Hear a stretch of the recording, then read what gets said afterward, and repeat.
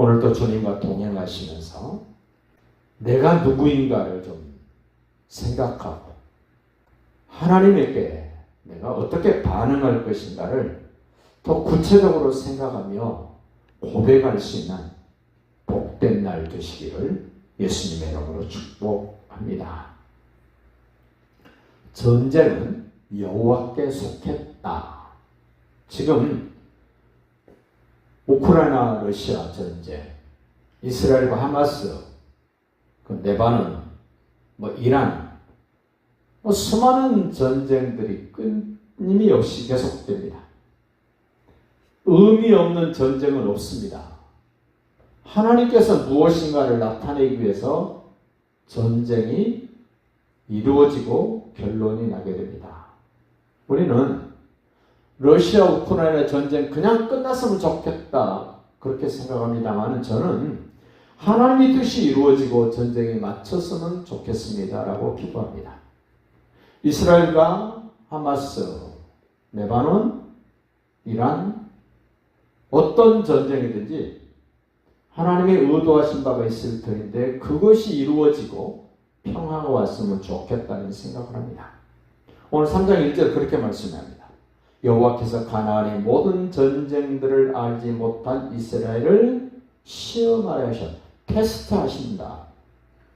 하나님은 넘어지게 하시는 분은 아닙니다만은 그 단계를 뛰어넘을 수 있도록 나를 테스트해 보십니다. 시험한다는 말은 하나님이 인정해 준 것입니다. 자격을 인정해 준 겁니다. 내가 사랑하는 사람이라고 내가 인정했기 때문에 내가 너를 테스트해 보는 거야. 하나님은 내가 정말로 하나님의 사람인지, 말씀을 따라 사는 사람인지, 세상 사람인지를 하나님은 반드시 확인해 보신답니다. 시험한다는 말을 저는 감자 삶을 때라고 생각을 합니다. 감자를 쪄서 먹고 싶은데 생으로 못 먹으니까 솥에 앉혀서 물 좀 넣고 조그마한 그릇을 엎어놓고 감자를 찝니다. 어느 정도 김이 나면 익었나 안 익었나를 확인하기 위하여 젓가락으로 감자를 푹 찔러봅니다. 안 들어가면 더 삶아야 되고 들어가면 그만 삶아야 된다라고 결정을 하는 것처럼 하나님이 나를 테스트 하시는데 어떻게 하시나 보세요. 2절 이스라엘 자손의 세대 중에 아직 전쟁을 알지 못하는 자들에게 그것을 가르쳐 알게 하려 하사 남겨두신 이방 민족들. 전쟁에 능하신 하나님, 전쟁하면 승리 주시는 그 하나님을 알지 못한 새로운 세대가 태어났기 때문에 그들에게 너희 하나님은 이런 하나님이라고 확인해 주고 싶으셔서 하나님이 지금 테스트를 하시는데 3절 블레셋의 5 군주들과 모든 가나안 족속과 시돈 족속과 바알 헤르몬 산에서부터 하맛 입구까지 레바논 산에 거주하는 히 족속이라. 하나님 남겨두셨다. 2절 끝에도 남겨두신 이방민족, 4절로 남겨두신 이방민족들로 이스라엘을 시험했다. 여기 블레셋 5 군주, 가나안, 시돈, 히 족속, 이들이 대단한 것이 아니라 이들을 막대기로 사용하셔서 언약 백성들을 깨우치시는 하나님. 시골에서 아궁이에 불을 뗄 때 솥에 무엇인가를 끓이기 위해서 아궁이에 불을 지펴서 상당한 시간 동안 불을 뗍니다. 불을 빨리 불살이 좋게 하기 위하여 부직갱이를 만들어서 아궁이 안에 있는 재를 걷어내고 빨리 타도록 부직갱이로 휘저어 줍니다. 어느 정도 쓰면 부직갱이가 불에 타서 짧아져서 손이 뜨겁습니다. 그러면 너나 할 것 없이 손이 뜨거워지면 부직갱이로 썼던 막대기를 아궁이에 넣어서 같이 불태워버리고 새로운 막대기를 만들어서 불을 뗍니다. 마치 하나님이 남겨두신 그 족속들은 부직갱이 역할을 합니다. 언약 백성들을 위하여 부직갱이로 쓰여지다가 버려집니다. 성경에 그런 나라들이 상당히 많이 등장을 합니다. 바벨론이라는 엄청난 나라가 이스라엘 백성들을 포로로 잡아가고 굉장한 강력한 나라가 됐습니다. 그런데 이스라엘 백성들을 깨우치는 도구로 바벨론에 70년 포로 생활하도록 하나님을 쓰시고 그 바벨론을 버리십니다.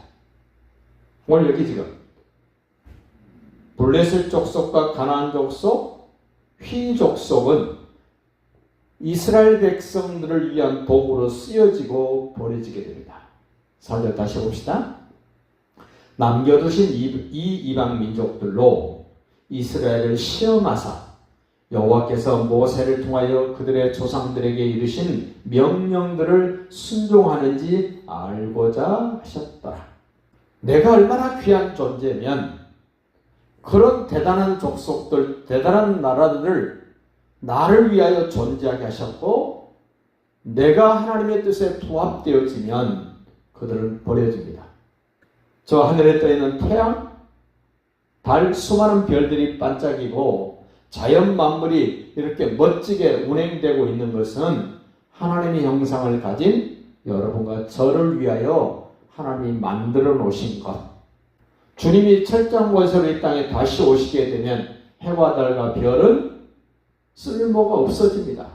그 엄청난 하나님이 만들어 놓으신 피조 세계가 뜻을 다하면 하나님의 언약 백성들이 하나님의 나라가 온전히 되어지게 되면 하나님은 그런 것과 상관없이 하나님의 백성들을 위하여 새로운 역사를 펼치신다고 성경은 우리에게 말씀합니다.